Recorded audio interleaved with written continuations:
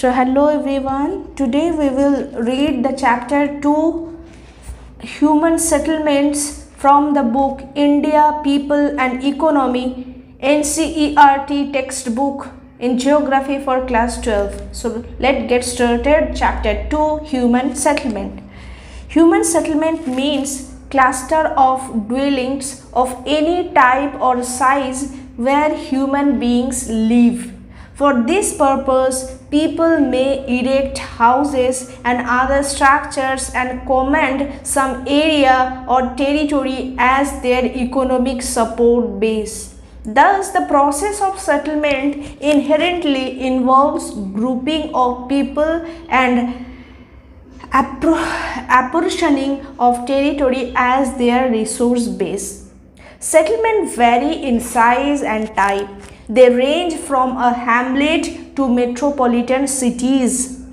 With the size, the economic character and social structure of settlements changes, and so do its ecology and technology. Settlements could be small and sparsely spaced. They may also be large and closely spaced. The sparsely located small settlements are called villages, specializing in agriculture or other primary activities. On the other hand, there are fewer but larger settlements which are termed as urban settlements, specializing in secondary and tertiary activities. The basic differences between rural and urban settlements are as follows. The rural settlements derive their life support or basic economic needs from land-based primary economic activities, whereas the urban settlements depend on processing of raw materials and manufacturing of finished goods on the one hand and a variety of services on the other. Cities act as nodes of economic growth, provide goods and services not only to urban dwellers but also to the people of the rural settlements in their hinterlands in return for food and raw materials.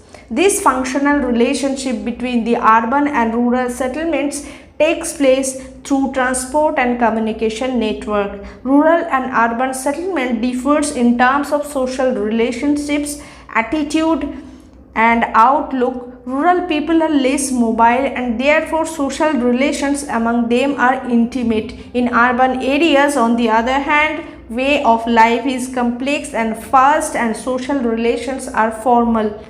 Next point is types of rural settlements. Types of settlements are determined by the extent of the built up area and the inter-house distance. In India, compact or cluster village of few hundred houses is a rather universal feature, particularly in the northern plains. However, there are several areas which have other forms of rural settlements. There are various factors and conditions responsible for having different types of rural settlements in India. This includes physical features, nature of terrain, altitude, climate and availability of water, cultural and ethnic factors like social structure, caste and religion. Next is security factors, defense against thefts and robberies. Rural settlements in India can broadly be put into four types: clustered or agglomerated or nucleated, semi-clustered or fragmented, hamleted and dispersed or isolated. First is clustered settlements. The clustered rural settlement is a compact or closely built up area of houses. In this type of village, in general, living area is distinct and separated from the surrounding farms, barns and pastures. The closely built up area and its intervening streets present some recognizable pattern or geometric shape such as rectangular, radial, linear, etc. Such settlements are generally found in fertile alluvial plains and in the northeastern states. Sometimes people live in compact village for security or defense reasons such as Bundelkhand region of central India and in Nagaland. In Rajasthan, scarcity of water has necessitated compact settlement for maximum utilization of available water resources. Next point is semi-clustered settlements. Semi-clustered or fragmented settlements may result from tendency of clustering in a restricted area of dispersed settlement. More often, such a pattern may also result from segregation or fragmentation of a large compact village. In this case, one or more sections of the village society choose or is forced to live a little away from the main cluster or village. In such cases, generally the land owning and dominant community occupies the central part of the main village, whereas people of lower strata of society and menial workers settle on the outer flanks of the village. Such settlements are widespread in Gujarat plain and some parts of Rajasthan. Next point is hamleted settlements. Sometimes settlements is fragmented into several units physically separated from each other bearing a common name. These units are locally called Panna, Para, Polli, Nagla, Dhani, etc. in various parts of the country. This segmentation of a large village is often motivated by social and ethnic factors. Such villages are more frequently found in middle and lower Ganga plain, Chhattisgarh and lower valleys of the Himalayas. Next point is dispersed settlement. Dispersed or isolated settlement pattern in India appears in the form of isolated huts or hamlets of few huts in remote jungles or on small hills with farms or pastures on the slope. Extreme dispersion of settlement is often caused by extremely fragmented nature of terrain and land resource based of habitable areas. Many areas of Meghalaya, Uttarakhand, Himachal Pradesh and Kerala have this type of settlement. Next point is urban settlement. Unlike rural settlements, urban settlements are generally compact and larger in size.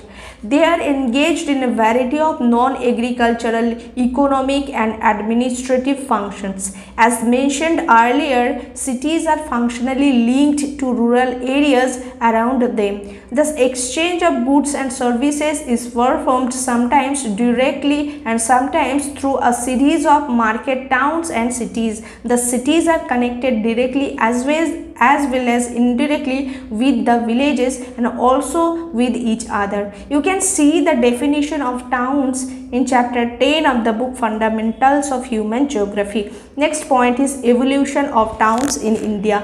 Towns flourished since prehistoric times in India. Even at the time of Indus Valley civilization, towns like Harappa and Mohenjo-daro were in existence.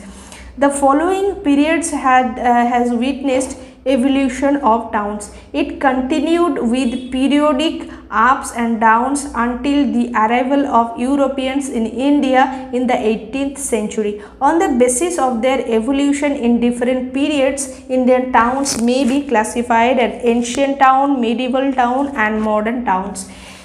First point is ancient towns.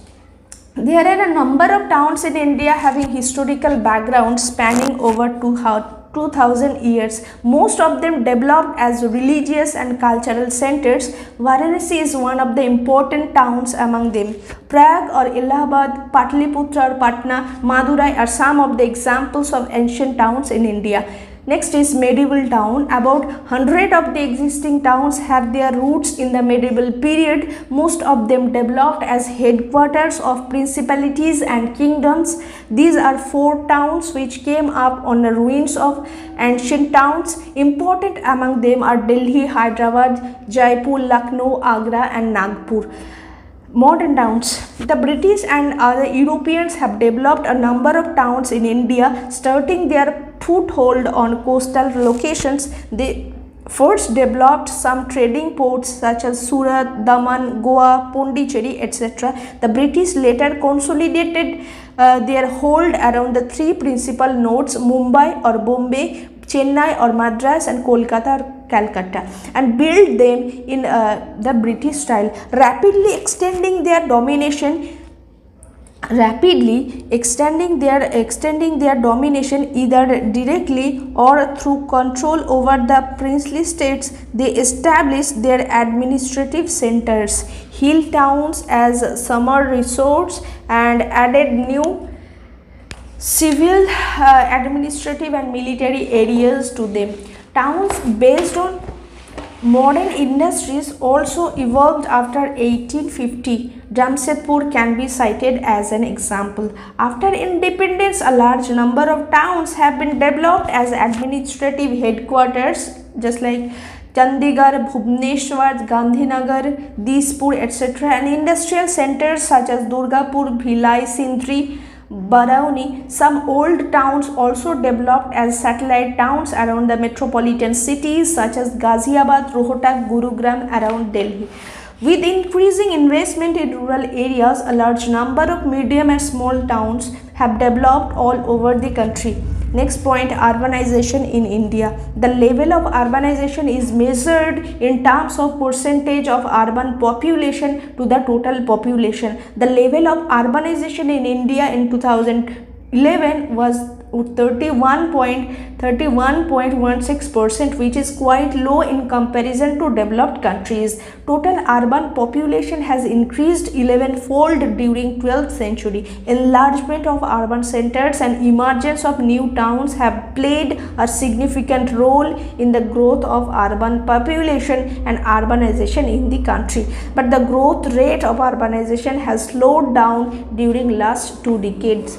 Next point is functional classification of towns. Apart from their role as a central or nodal places, many towns and cities perform specialized services. Some towns and cities specialize in certain functions and they are known for some specific activities, products or services. However, each town performs a number of functions. On the basis of dominant or specialized functions, Indian cities and towns can be broadly classified as follows.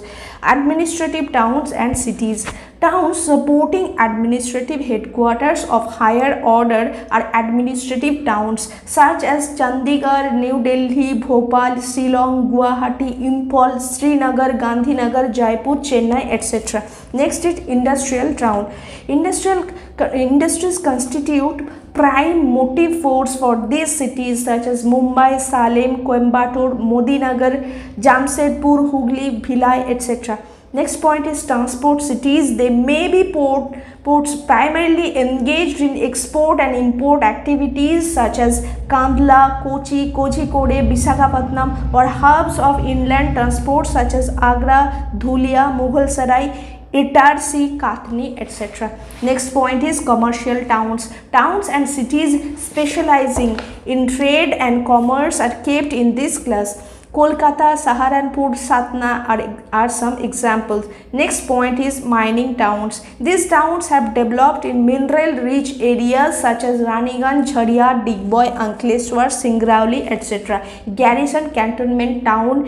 These towns emerged as a garrison towns such as Ambala, Jalandhar, Mhow, Bhabina, Udhampur, etc. Next point is smart city missions. Smart cities mission. The objective of smart cities mission is to promote cities that provide core infrastructure, a clean and sustainable environment, and give a decent quality of life to its citizens. One of the features of smart city is to apply smart solutions through infrastructure and services in order to make them better. For example, making areas less vulnerable to disasters, using fewer resources, and providing cheaper services. The focus is on sustainable and inclusive development, and the idea is to look at compact areas, create a replicable model which will act as a lighthouse to other aspiring cities. Next point is educational towns. Starting as centers of education, some of the towns have grown in major campus towns such as Roorkee, Varanasi, Aligarh, Pilani, Allahabad, etc. Next point is religious and cultural towns. Varanasi, Mathura, Amritsar, Madurai, Puri, Ajmer, Pushkar, Tirupati, Kurukshetra, Haridwar, Ujjain came to prominence due to their religious and cultural significance. Next point is tourist town. Nainital, Mussoorie, Shimla, Panchmari, Jodhpur, Jaisalmer, Udagamandalam or Ooty, Mount Abu are some of the tourist destinations. The cities are not static in their functions. The functions change due to their dynamic nature. Even specialized cities, as they grow into metropolises, become multifunctional, wherein industry, business, administration, transport, etc. become important. The functions get so intertwined that the city cannot be categorized in a particular functional class. So thank you for listening. This is for today. Keep listening for further audio classes. Thank you.